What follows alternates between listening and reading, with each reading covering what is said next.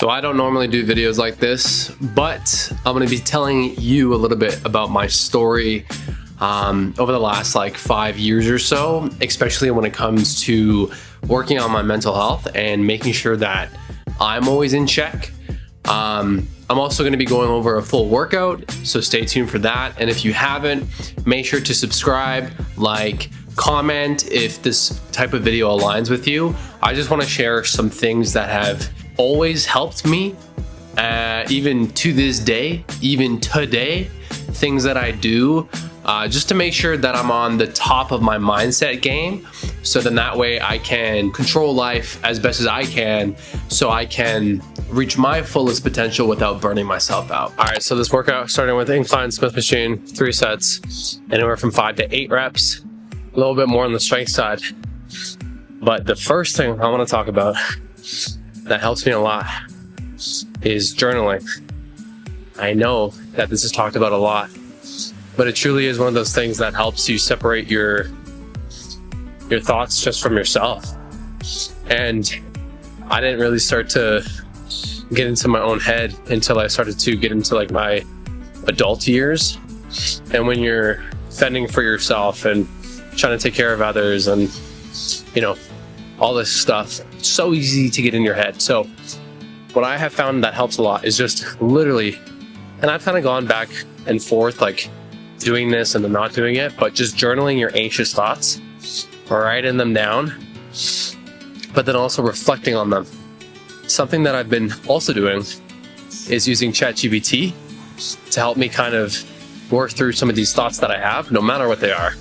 And obviously take it with a grain of salt because it's AI, but that kind of helps you get like a second perspective, if that makes sense, especially if you pay for premium. This is not an ad, but this helps a lot. And I do this daily for about 5-10 minutes. I get anxious thoughts all day, every day. It's just normal with what I do.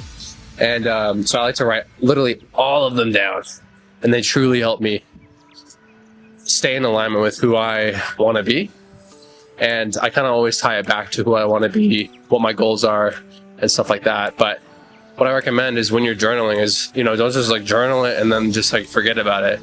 Have a place where you can put all your journals. So either a book, I like to use an app called Notion that I use for work. So I have a Notion folder with like all my journals and the date on them as well, so I can look back and reflect. And it just kind of helps it make it a little bit more solidified, kind of like you're writing your own book. So then that way you can always look back, you can see the progress and stuff like that. And that's how you kind of want to approach journaling. I used to do it in a way where I just wrote it all out and there's like no reflection, there's no positive reflection, there's no like, oh, I'm feeling this way, but this is the truth. This is how I'm working through it. And when you kind of write that out in a full kind of way with the title, like it just kind of makes it more solidified. It's like, oh, like this is how it is. And that's how you can really work on yourself. So you just have to make sure that you do it properly in order to do it. And that's literally how I do it. Write out all of what I'm thinking, things that have happened, blah, blah, blah, but then like a positive reflection to like tie it in kind of. So then that way I can help myself work through that stuff with the title, and like, boom, you stack up these journals and over time you see that progress. Mentally, it's really rewarding because those are all the things that usually we forget about, but then we let ourselves kind of fall to them, if that makes sense. And what I notice about myself is that the thoughts that I have affect my life, my reactions, what I say, what I do. And in order to not let that happen anymore, you have to let it out. You have to document it. You have to put it somewhere. Just talking to people won't do it for you like fully. Like you do truly have to dig in a little bit more. And if you've been struggling for a while, you probably have to do like a little bit more work than some other people. And like, that's okay. So that's one of the main things that has helped me a lot. Next up is single arm hammer strength rows, 3 sets of 8 to 10 on the heavier side. It's feeling really good. But the next thing that's kind of controversial, but that has helped me a lot when it comes to feeling better, is not working out so much. I know that can kind of seem weird, but I used to train like 6-7 days a week for like 3 hours a session because it's just like, I don't know, I wanted to live in the gym. And I kind of got to that phase a while back, and I realized I had to focus more on life stuff, working on myself and other things, because there's more to life than just the gym. And so I started to work out a lot less, which improved my recovery time, but also helped me enjoy workouts a lot more, because I wasn't just like slamming myself with workouts. I used to compete in bodybuilding, and I did powerlifting for a bit and training for a marathon. Of course, you have to work out harder for those kinds of competitions and stuff, but for where I'm at right now, like, the one thing that's helped me a lot is actually just like training less. And it's not like I'm training a whole lot less. I'm working out 4 days a week, an hour a session. That's all I really got time for. But, you know, that's really helped me. And I kind of foresee myself working out maybe 3 times a week, 4 times a week, but maybe 5 times a week, but not really pushing that. All right, next up is dips, 3 sets, 6 to 8, maybe even a little bit above that, nothing crazy. And we are back home, y'all. One thing that I couldn't show you at the gym is me hopping into the steam room. And that's another point that I want to talk about. Because most gyms do have like a steam room or a dry sauna, and it helps so much to just relax. What I recommend is just adding it into your routine and doing it post-workout for like 20 minutes. That's all you really need post-workout. I mean, if you're doing it once a week, maybe try to go up to like 45, 60 minutes. But if you're doing it like 2 to 3 times a week, you just need like 15, 20 minutes. And it's kind of hard to get used to, but what you can do is you can deep breathe and try to just like relax. That's one part to the deep breathing segment that I want to talk about that helps me with my mental health, but this leads into meditation. I do this once a day.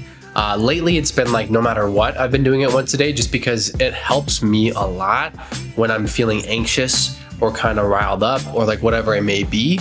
What I do is I hop on my YouTube and I'm just like, what's like, you know, I just type in like a Wim Hof breathwork meditation. Or maybe I'll try a different one, but lately it's been Wim Hof. If you just search up Wim Hof breathing, his one video with like 150 million views will pop up.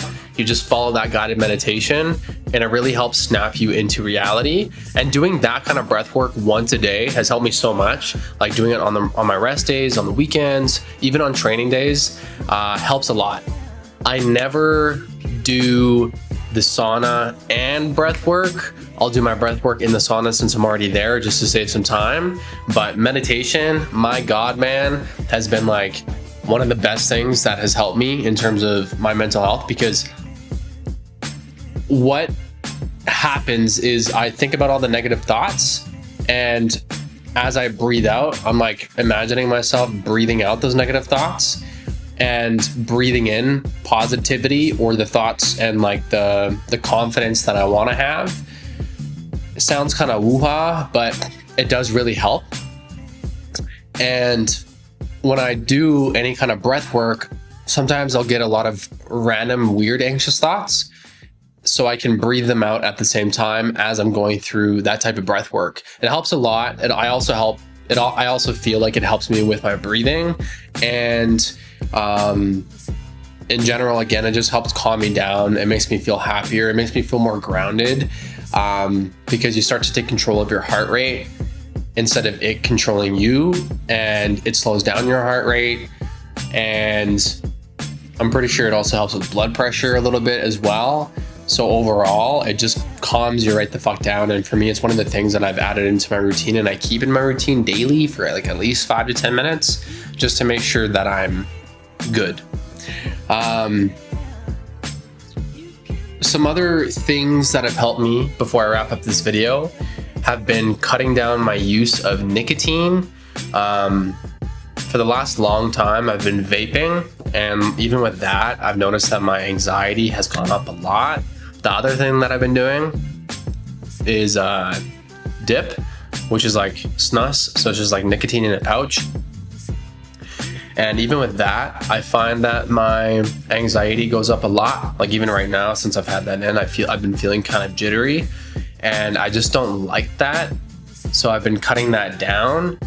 Since I recently cut out vape, I've been needing a little bit of this just to kind of like wean out the cravings. And it's only 4 milligrams of nicotine, so it's not a whole lot. I still like doing it from time to time, so I'm kind of keeping them around, but just having a lot less.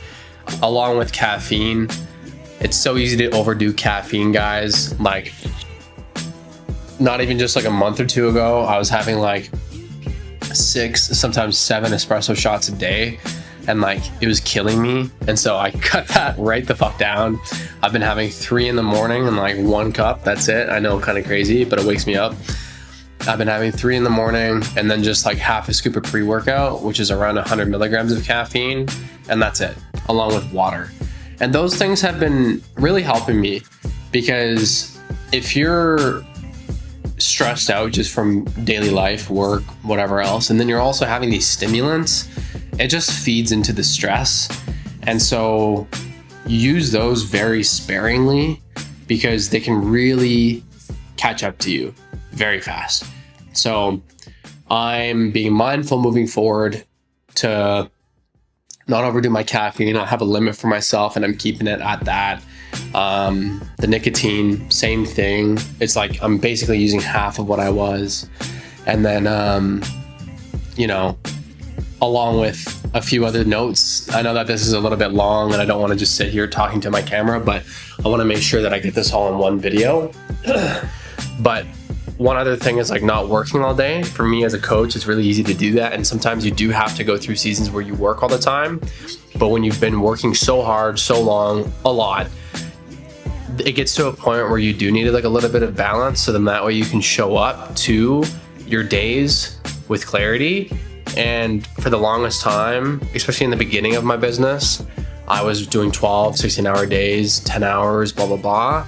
And I just can't really keep up with that anymore. And I need a lot more balance so I can show up as my full self. And if I'm exhausted and stressed, I just don't. And I react differently to people, which I can't let happen.